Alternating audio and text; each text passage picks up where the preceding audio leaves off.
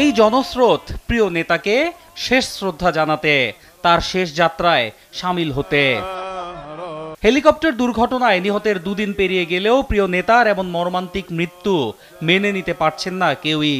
আর তাই চোখের জলে তাকে শেষ শ্রদ্ধা জানাতে পূর্ব আজারবাইজান প্রদেশের রাজধানী তাবরিজে জড়ো হন হাজার হাজার মানুষ। আসসালামু আলাইকুম রহমতুল্লাহি ওয়া বারাকাতুহু। সম্মানিত দর্শক, ইরানের প্রেসিডেন্ট ইব্রাহিম রাইসি তিনি মর্মান্তিক হেলিকপ্টার দুর্ঘটনায় মারা গিয়েছেন। ইন্না লিল্লাহি ওয়া ইন্না ইলাইহি রাজিউন। যখন এই খবরটি প্রথম দেখলাম যে তিনি নিখোঁজ হয়েছেন, ইরানের মানুষ শোকে মাতম শুরু করেছে এবং দোয়া শুরু করেছে। একজন মুসলিম আসসালামু আলাইকুম প্রিয় দর্শক, ফাইনালি চলে আসলাম আপডেট ও গুরুত্বপূর্ণ কিছু নিউজ নিয়ে আপনাদের মাঝে। প্রিয় দর্শক, অবশ্যই ভিডিওটি শেষ অবধি দেখবেন। দর্শক, আপনাদের কাছে ছোট্ট একটি অনুরোধ, দেশ এবং দেশের বাইরে হলে কমেন্ট বক্সে লিখে জানিয়ে দেবেন, আর চ্যানেলে নতুন হলে সাবস্ক্রাইব করে পাশে থাকা বেল বাটনটি অবশ্যই অল করে দেবেন, কারণ পরবর্তী আপডেট নিউজ সবার আগে পাওয়ার জন্য প্রিয় দর্শক আর অবশ্যই একটি লাইক দেবেন। দর্শক, আর দেরি নয়, মূল ভিডিওতে যাওয়া যাক। রহমতুল্লাহি ওয়া বারাকাতুহু।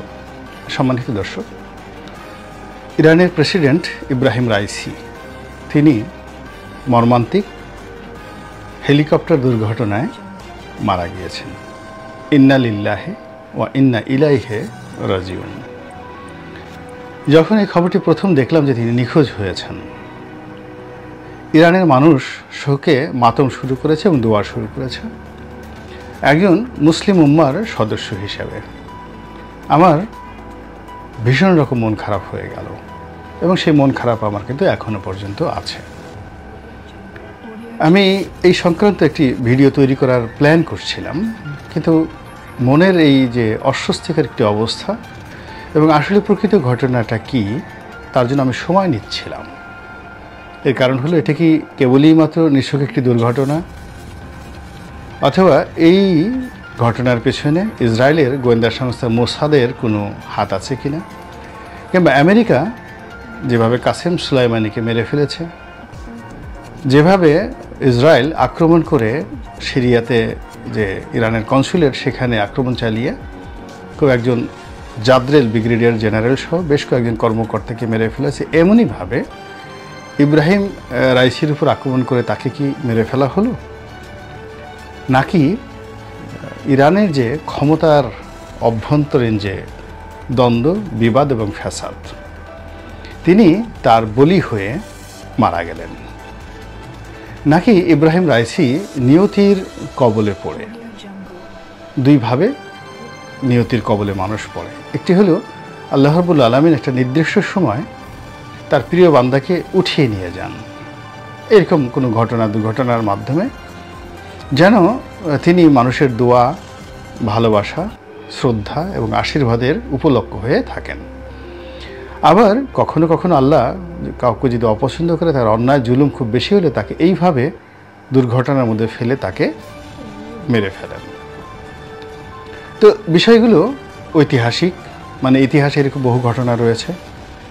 বিষয়গুলো বৈজ্ঞানিক, মানে বিশেষ জ্ঞান যদি আপনার থাকে, আপনি যে কোনো মানুষের পরিণতি নিয়ে এগুলো বুঝতে পারেন। আর এই বিষয়গুলোর সঙ্গে ফিজিক্স রয়েছে, কেমিস্ট্রি রয়েছে, বায়োলজি রয়েছে এবং ম্যাথমেটিক্সের সঙ্গে জিওমেট্রি রয়েছে। তো এই বিষয়গুলো নিয়ে আমি চিন্তা ভাবনা করছিলাম এবং নিজেকে খুব আহত হিসেবে অনুভব করছিলাম। এর কারণ হলো, বর্তমান জমানাতে ইরান বিশ্বের নিপীড়িত মুসলমানদের মধ্যে আশা জাগাচ্ছে। ধর্মবিশ্বাসে হয়তো আপনি সুন্নি, তারা শিয়া, আপনার সঙ্গে পার্থক্য থাকতে পারে, কিন্তু তারা মুসলিম এবং ইরান একটি ঐতিহ্যবাহী মুসলিম দেশ। তো এই কারণে দেখা গেল যে আমরা আজও, যখন অতীতে এরকম অনেক ঘটনা ঘটেছে, যেমন কুর্দি ছিলেন জনাব সালাউদ্দিন আইয়ুবি, ক্রুসেডার, মিশরের বাদশাহ, তো তিনি জেরুজালেম অধিকার করেছেন, আমরা তাকে এখনও শ্রদ্ধা করি। মুঘল জমানার দীর্ঘ সময় ধরে, অর্থাৎ সম্রাট হুমায়ুনের আমল থেকে শুরু করে একেবারে জাহাঙ্গীরের প্রথম জমানা পর্যন্ত দীর্ঘদিন মুঘলরা শিয়া ধর্মাবলম্বী ছিলেন। ভারতবর্ষে তখন সুন্নি ছিল না, পুরোটাই শিয়া ছিল। কিন্তু তারপরে আমরা যেহেতু তারা মুসলিম আমরা তাদেরকে ওন করি, তো তদ্রূপ আমরা ইরানকে ওন করি। তো সেই ইরান হুতিদেরকে তৈরি করেছে, সেই ইরান হামাসদেরকে পেট্রোনাইজ করছে, সেই ইরান সিরিয়া থেকে আমেরিকাকে তাড়িয়েছে। এটি পশ্চিমাদের জন্য খুবই বিব্রতকর। কিন্তু যারা মুসলিম সম্প্রদায় বিভিন্নভাবে তারা নির্যাতিত হয়ে আসছে শত শত বছর ধরে, তারা ইরানকে এই মুহূর্তে তাদের যে চিন্তা চেতনা এবং তাদের যে স্বপ্ন, সেই স্বপ্নের কারিগর হিসেবে মনে করে। এবং সেখানে মিস্টার রাইসি গত 3 বছরে তিনি যে দৃঢ়তার সঙ্গে ইরানকে পরিচালনা করে আসছেন এবং ইরানকে উপলক্ষ করে একটা মুসলিম নবজাগরণ তৈরি করেছেন এবং মুসলিমদের মধ্যে যে আশার সঞ্চার করেছেন, এটি ইতিপূর্বে গত 100 বছরে কারোর মধ্যে দেখা যায়নি। এমনকি জামাল আব্দুল নাসের বা গামাল আব্দুল নাসের তিনি খুব জনপ্রিয় ছিলেন, কিন্তু এতটা ক্ষমতাধর হয়ে পড়েননি ইব্রাহিম রাইসির মতো। তো কাজেই তিনি যখন মারা গেছেন আমার মনটা খুব খারাপ হয়ে গিয়েছে।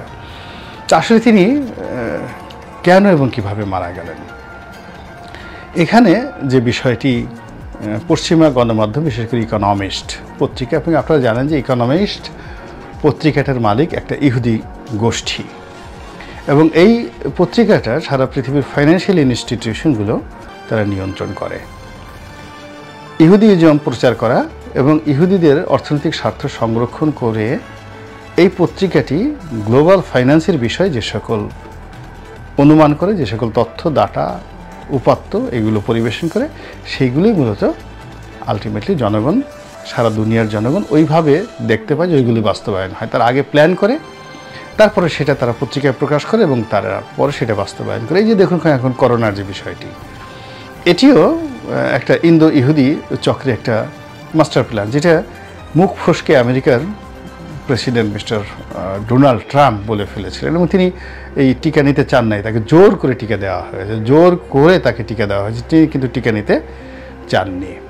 এখন প্রমাণিত হয়েছে যে এটা একটা ব্যবসা ছিল, এটা একটা কৃত্রিম রোগ ছিল এবং যারা এই টিকা নিয়েছে সারা দুনিয়ার কোটি কোটি নয় শত শত কোটি মানুষ শারীরিকভাবে, মানসিকভাবে, অর্থনৈতিকভাবে মারাত্মকভাবে ক্ষতিগ্রস্ত হয়েছে। আমাদের দেশেই তো প্রায় 50,000 কোটি টাকা, মানে এই 50,000 কোটি টাকা মানে প্রায় $5 বিলিয়ন আমরা এই করোনার পিছনে খরচ করেছি। এখন যদি এই সরকার হাতে $5 বিলিয়ন থাকতো, সরকার কোথায় চলে যেত? আবার দেখেন আরেকটা সমস্যা আমাদের এই রোহিঙ্গা সমস্যা, এটাও কিন্তু পশ্চিমাদের একটা চক্রান্ত। এই রোহিঙ্গাদের কারণে আমাদের কিন্তু জাতীয় আয় থেকে $5 বিলিয়ন চলে গেছে। তো এই দুটো সেক্টরে আমরা $10 বিলিয়ন ক্ষতির মুখোমুখি হয়েছি করোনা এবং এই রোহিঙ্গাদের কারণে।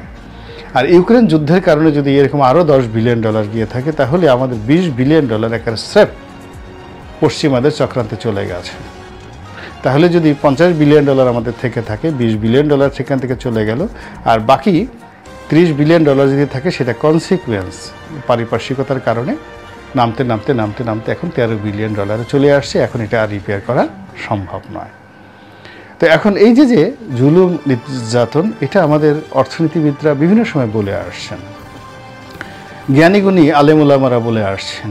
একজন মুফতি সৈয়দ ইব্রাহিম সাহেব ছিলেন, তিনি এই করোনার বিরুদ্ধে কথা বলেছেন এবং এটা যে একটা চক্রান্ত তিনি প্রথম বলেছেন। সবাই তাকে নাম দিয়ে দিল ঠাট্টা করে করোনা ইব্রাহিম। তো এই যে করোনা ইব্রাহিম, কিন্তু এখন দেখেন ইব্রাহিম সাহেবের কথাটা কত সত্য।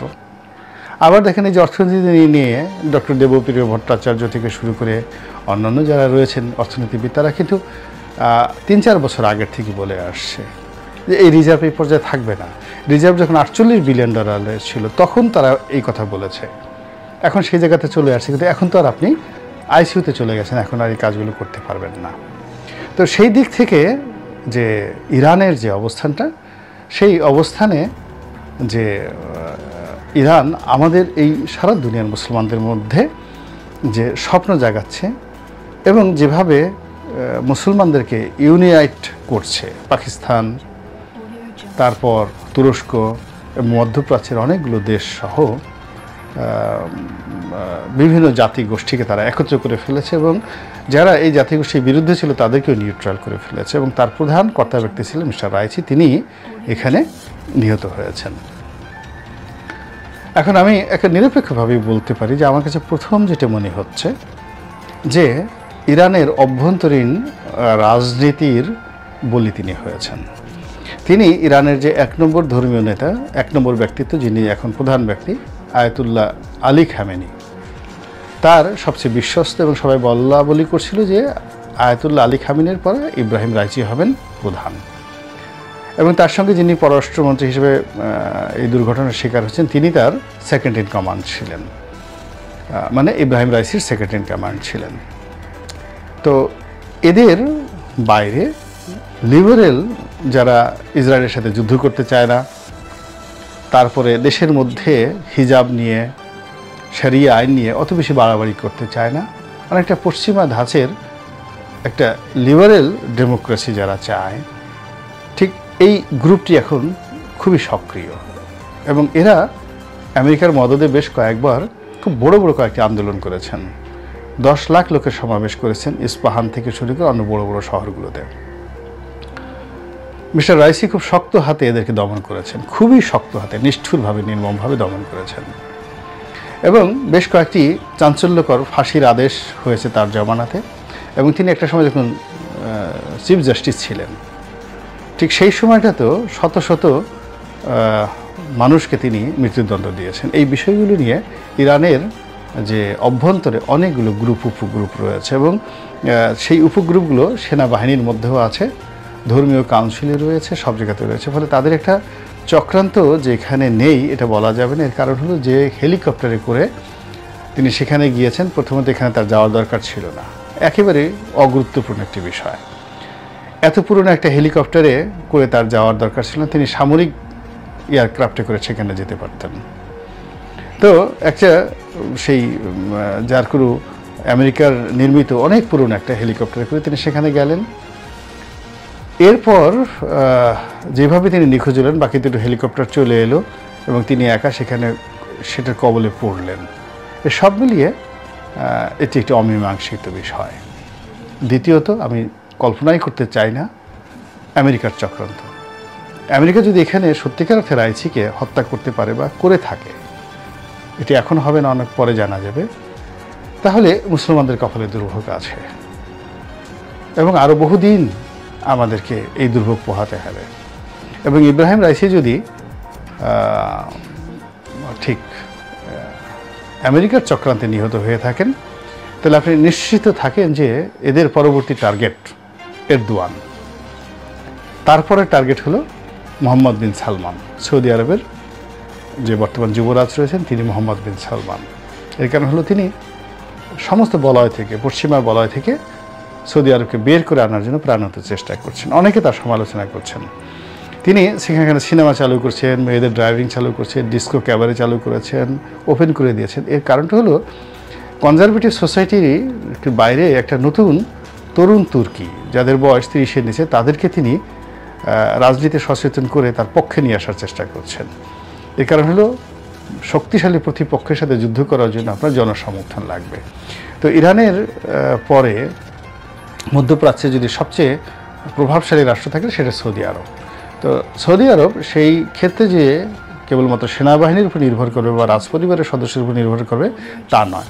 তো এই জন্য সে একটা তরুণ সম্প্রদায় সৃষ্টি করার জন্য সেখানে একটা উন্মাদনা তিনি ঢুকিয়ে দিয়েছেন সুকৌশলে। এটা কিন্তু পশ্চিমারা বুঝতে পেরেছে। ফলে তিনিও ইহুদি এবং খ্রিস্টানবাদের যে চক্রান্ত, সেই চক্রান্তের মধ্যে পড়ে যাবেন। এবং মিস্টার বাইডেন এবং ব্লিংকেনের অনেক অনুরোধ থাকা সত্ত্বেও তেলের বাজারটি সৌদি আরব ইতিপূর্বে যেভাবে আমেরিকার হাতে তুলে দিয়েছিল, এই করোনাকালীন সময় থেকে শুরু করে আজ অবধি সৌদি আরব তার নিজস্ব নীতিমালা দ্বারা পরিচালিত হচ্ছে এবং তেল বিক্রি করে ট্রিলিয়ন ডলার জাতীয় যে কোষাগার, সেই কোষাগারে জমা করে সৌদি আরবের চেহারা পাল্টিয়ে দিয়েছেন। তো এই যে একটি অবস্থা, সেই অবস্থার কারণে ইহুদিবাদ এবং খ্রিস্টানবাদ তারা যদি সত্যিই অর্থে এই রাইসির এই হত্যাকাণ্ডের সাথে জড়িত হন, তাহলে আমাদের জন্য একটা বিরাট দুর্ভোগ এবং দুর্দশা অপেক্ষা করছে। আর এই জন্য মনে প্রাণে আসলে আমি আল্লাহর প্রতি নির্ভর করছি এবং আমি বলছি যে এটি যেন সত্যিকার অর্থে একটা নিছক দুর্ঘটনা হয়, একটি এরর হয়, একটি ভুল হয় এবং এটার সঙ্গে যেন কোনো পক্ষ সেটা অভ্যন্তরীণ হোক বহিঃশত্রু হোক জড়িত না থাকে, নিছক একটি দুর্ঘটনা হয়েছে, তাহলে এটি মুসলিম উম্মাকে কোনো ক্ষতি করবে না, ইরানকেও কোনো ক্ষতি করবে না। সাময়িকভাবে আমরা কষ্ট পেয়েছি, কিন্তু আমরা আবার ঘুরে দাঁড়াতে পারব। আল্লাহ মহান, অতি উত্তম পরিকল্পনাকারী, অতি উত্তম দাতা, রক্ষাকর্তা, এবং তিনি আমাদের রক্ষাকর্তা হিসেবে আমাদের জন্য যেটি ভালো হয় সেটি যেন আমাদেরকে দান করেন, এই প্রার্থনা করছি। আল্লাহ আমাদের সবাইকে হেদায়েত দান করুন। আসসালামু আলাইকুম ওয়া রাহমাতুল্লাহি ওয়া বারাকাতুহু।